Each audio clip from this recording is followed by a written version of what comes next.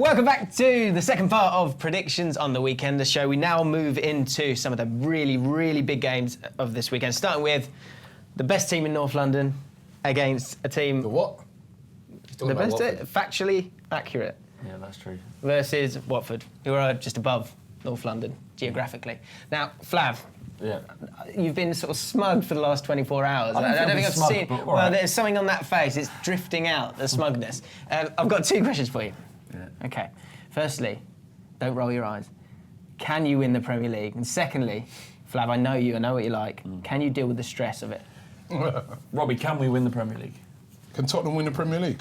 The answer is yes. Doesn't matter who it is. Didn't even let him answer. It was a rhetorical question. Yeah. The point of that is that there is, of course we can. We can, right? His face grimaces when he goes, we can. As a Tottenham fan, I've been through this. Not winning the league, but being close. And very rarely does it ever happen for us. So all of that, everything in my DNA would point me towards the safer area, which is just say, we're not really going to win. He could win it, but we probably won't. Because that's safe. That's where I'm happiest. So here's the question for you. Can he deal with the stress? No. I don't think he can. No, I'm not sure. At what point do you mentally allow yourself? So I was in the kitchen. I was making my dinner. Good to know. Well, yeah. I mean, What were you cooking? Set the scene, go on. Ravioli. Anyway, so I was just thinking, and you know, you allow yourself to drift because it's your subconscious, and the conscious part of you says, don't do this to yourself. The subconscious just drifts. And what actually happened was I drifted into the celebrations The oasis. of us winning the league and being able to rub it down Arsenal fans' face. Was that memory in black and white? Yeah. I mean, we haven't actually had a goal difference, the best goal difference in the league since 61. I think it might have been 62, 63. Right. We didn't win the league that year. Okay. So it doesn't mean much, but the fact that we were plus 25, the best in the division, does suggest that our team it's not form, it's not luck, it's quality. Yeah. And it's that kind of way of thinking which is potentially heartbreaking because if we don't win it, and I allow myself to believe that we could, it would be horrendous. Oh, okay, let's go one game at a time. Right. So you've got Watford at home. Yep. You've got Gomez coming back. They got a draw against Chelsea, another clean sheet. He was fantastic in that game, man of the match. Yeah. Is he a good goalkeeper? Because he's one who's got a funny reputation. He's the worst goalkeeper in the world. He pulled off saves. Against Arsenal, there was one game where you brought him Van Persie in the last minute, all over us. Like, should have scored 3 goals, and it was like an octopus. You just couldn't get it past him. And then, in another game, he'd literally throw the ball into his own net. He'd do everything he can to destroy the 3 points. So he is a great keeper, but he's also a complete liability. That said, I think he's been having quite a good run of form for Watford. Yeah. Well, I remember him fondly. In the first half of the season, they conceded less goals than any team in the league. I think it was 7, and he's obviously a huge part of that. Who are the key players for Watford? We've all gone for a Spurs win here. Yeah, I think Capoue. I mean, we've all been talking about Igalo, we've all been talking about, Troy Deeney, but Capoue is going to be going back to Spurs. He'll have a point to prove himself. He's been playing pretty well this season. I remember he was linked with us before he went to Spurs, Capoue. I think he's a good player. Yeah. He's going to have to be switched on in that game if they are going to have any success. I don't think Watford will win, unfortunately, but if they are going to have any success, Capoue and the other guys there in the midfield position, they're going to have to win that midfield battle. Of course, that is where Spurs are very strong at the moment. One thing you've got to say is that Watford were one of the favourites to go down this year, and they have been a massive success story. It's a sort of season of surprises. You've got Leicester at the top. Again, Ranieri coming in, everyone was like, they could go down. And you look at Watford, they've got like 21 different nationalities in their team of 26 squad players.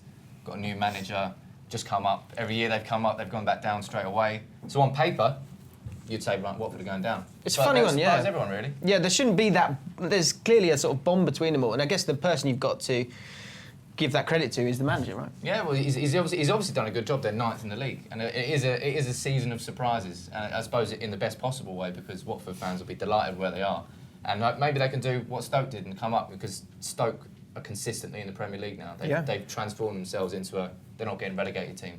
Could Watford do that? That's the template, isn't it? Yeah. That's now what they're going for. Let's move on to Expect Sparks. Arsenal versus Bournemouth. Okay, just gathering themselves. Okay, you all right? You both okay before we start? Yeah? Okay, no one's going to speak. It looks like they're fine. All right, I might have to come to you, Sam, first. Right. So what we've gone for here is I've gone for a draw. Flav, you've gone for a draw as well. Why do you think that is the case in this game? I don't know, really. I just couldn't give Arsenal a win. But you don't think they'll lose then? No, I don't think they'll lose. Look, my feeling towards Arsenal, if I take my Tottenham out for a second, is that it's a bit ridiculous to think that they're not, still a magnificent team that strikes fear into the hearts of most fans when they come to town. It just is. That's what Arsenal are. That said, Bournemouth are playing pretty well. Defensively, much better than they were at the beginning of the season. And while my head says that Arsenal will win this game, my heart hopes that. That's all the analysis I've got. He's listening to his heart. I'll give you a bit. I've gone for a draw as well, and this is the reason why. Going away to Bournemouth is a weird, different place to go to for an Arsenal team, and also there's a feeling that it's tiny little Bournemouth. They spent £41 million. Yeah. So they've got Maxim Denim, the owner, Russian owner, over 100 million quid to his name. They bossed the Championship last year. We've just been speaking about Watford, who are doing fine in the league. So they've got all you need to stay up without the pressure. So Bournemouth have done so well coping with their injuries this season because that is true. All their big signings coming into the summer just got like season-long injuries. Was it Callum Williams? I can't remember his name. Max Gradle. Max Gradle as well. Everyone, the fans were so excited about Max Gradle, and then haven't hardly even seen him play this season.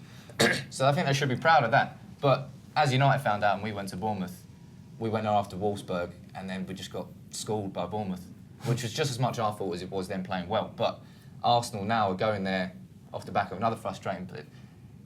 Arsenal aren't bottling at the moment, but there's a lot of frustration pending. We will get onto that. But firstly, one player, probably I think he will be the best signing of the January window, Benicophobe. He's a really, really good player. He scored 3 games on the trot.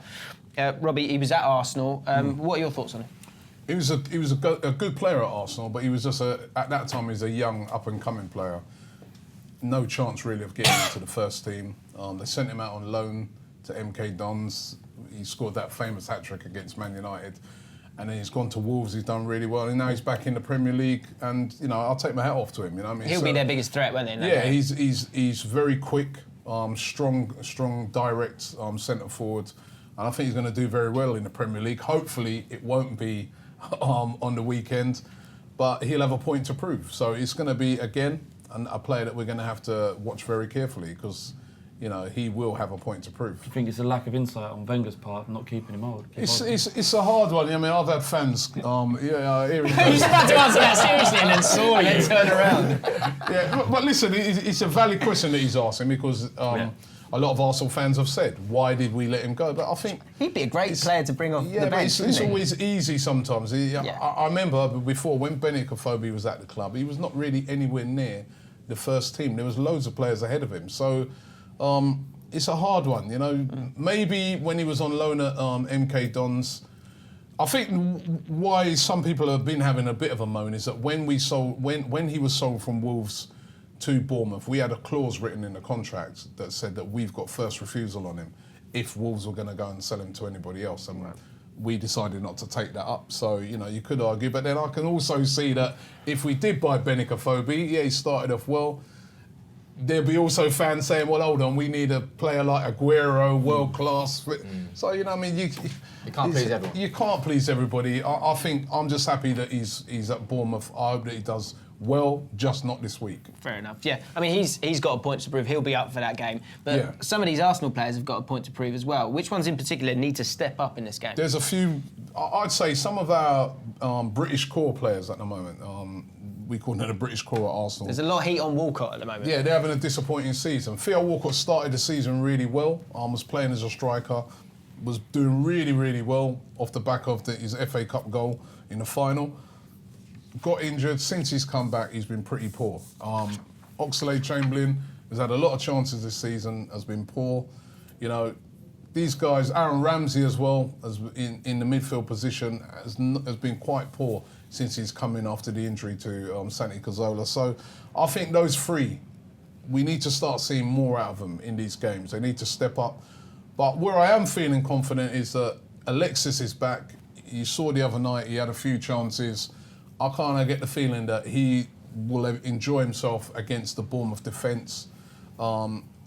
It's going to be a tough game because, mentally at the moment we're a bit scarred with what's gone on recently. Well, on that note, do you want to just give a quick message to the Arsenal fans who are starting to just worry a bit? My message to Arsenal... You're the godfather of Arsenal fans. No, godfather, I ain't no god. My message to Arsenal fans would be just to, stick behind the team. We did an interview with Olivier Giroud the other day and he was saying that he wants the fans to stick behind the team because, there's still 14 games left. 14, so... I don't think it's time to panic yet. We've heard Flav saying that, telling us to mind the gap and that. We've heard things like that before. I still think Arsenal got a good chance of winning the league. It's going to be very difficult because Spurs are playing very well. There's no doubts about it. They've been consistent. They've only lost 3 games. We've lost 5, right? Man City, they've got nothing to lose. They're going to have a crack at it because Pellegrini's going anyway. And Leicester, I've said all along, Leicester have got a great chance of winning it. The only thing I think with Leicester where they're going to have problems is when it starts getting down to the real crunch time where you can't afford to drop any points and teams might park the bus against Leicester. Maybe that might be, that might change things. But it's still a long way to go. Let's just do you not think stick in there. Do you not see that as being the danger point for Arsenal as well? Because typically that's when it's gone wrong for you. When you'll get to that point where you're saying, well, we might not. We literally have got to win this game. No, because a chance to win the league. No, because I feel that Arsenal is a team that they finish off the end of seasons very well. So if we can get through this period, they finished it in seasons where they probably haven't had that same pressure. Yeah, when the pressure pressure's released. But then I think also, apart from Manchester City, we're more used to the pressure side of things than any of the other teams that are in the running at the moment. So I don't know. And there's players in there. Some different players in there with stronger mentality, Petr Cech and people like that. So we got a great chance. Arsenal fans, just hang in there. We've got a chance. So there we have it. We welcome a bit of volume to the proceedings. So it's Chelsea, Man United. Wait a minute. I still feel uncomfortable. We lost the Spurs fan. I thought, okay, something in the Chelsea fan. You got to deal with it, Robbie. Yeah, you're going to have to get on with it. It's the format. Maybe I should have won. So Chelsea versus Man United. The last 3 games between the two have had 3 goals. So is this going to be another bore fest, Sam? United, in the past 2 weeks, have shown a different approach. So the thing with Van Gaal is that I'm still saying it on camera, Van Gaal needs to go. You signed Louis? Yeah, well, look, he signed it. Sign, Louis, sign! Right, moving on from this egging on, I'm getting bullied in the schoolyard. Anyway, right, I thought Van Gaal was so stubborn that he wouldn't change any part of his philosophy. Against Stoke, we had less possession than Stoke in the game, and all season long, all we've had is stagnant possession. So we had less possession, more shots, more... It was wicked. We were letting Stoke play so far up, and we had just the balls over the top to Martial, and he was just running free. Like, honestly, it was... You've had this full storm before, though, haven't you? No, but this is different for the fact that we followed it up with Stoke. We've had Derby 3-1. He's talking about bounce-back ability. We've heard that like 6 times this season. Anyway. For you, or for Chelsea, or for Arsenal? Take your pick, really. Yeah. But no, United have looked different. And Lingard and Rooney are all saying we're playing with more freedom. Van Gaal is letting the players create more. And if we can take that into the game against Chelsea, let's be honest, Chelsea aren't exactly in great form. They might not have lost, but they haven't won. That's it. So, unbeaten under Hiddink. However... Unbeaten. A lot of draws in that. What's your sort of summary of how it's gone with Hiddink? It's not great, but it's not the worst thing in the world. I mean, we're not losing. But I was a bit shocked. Up to 13th? Up to 13th? You're going to get a nosebleed soon. I was a bit shocked at how, especially on Twitter, the club came on Twitter and made it a bit of a big deal that we ain't lost in 10 games. But most of them are draws. All the team has to do is win 4 and lose 6, and that's already more points than 10 draws. So I'm not seeing it as a big deal. Against Watford, we didn't play great. It was very lacklustre. But I think against United, it's got 0-0 written all over it. But that word, lacklustre, that seems to be the same word that keeps coming up again and again. So how does that change? At the moment, to be honest, I really don't know. I wish I knew. So, yeah, you're not in the running for the manager's job. It's a matter of spirit, pride, passion. We're just not showing any of it. And especially now, the game with United, the result and what it means is pretty much secondary.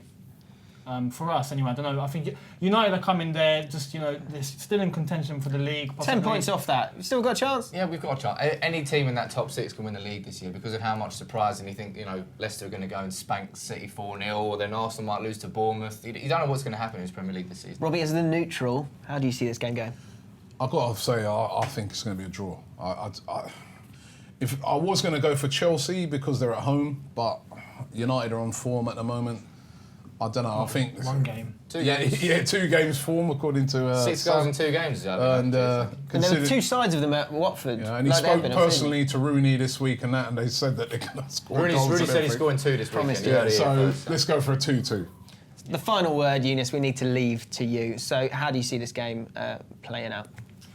I think one mistake that Hiddink made for the Watford game was bringing Hazard on too late. I think if Hazard starts against United, he can cause some trouble. He looks revitalised. He looks like he's up for it for once this season. So hopefully against United he can start. If he does, I can honestly see us penetrating them at the beginning, probably getting 1 goal, so probably 1-0. If we don't, and it's the same old Chelsea, I think it's got 0-0 written all over it. The result for us is secondary. The fans are going to pretty much show up, not like you guys. You guys are coming for the win, fighting for the title. We've got nothing to lose. So with us, I sense a big message to the board is going to be made, a big statement about the John Terry thing. It's not the first time they're not listening to what we want, and I think that's going to be made clear. Well, there you have it. Let us know what you think about the Chelsea situation, the Arsenal situation, the Man United situation in the comments below. Give the video a like if you enjoyed it, and Excuse me, can I have a word with you for a second, please? In a bit. Make sure you subscribe. You still have a We've had deadline day, but now, can you hear this? Silence. Bit of transfer silence. No more rumours. We're back to business. Robbie, you say it the best. Go on. Back to business. No, you say it properly. Back to business. There we go. That's what I love. I can't say stuff like that in that tone.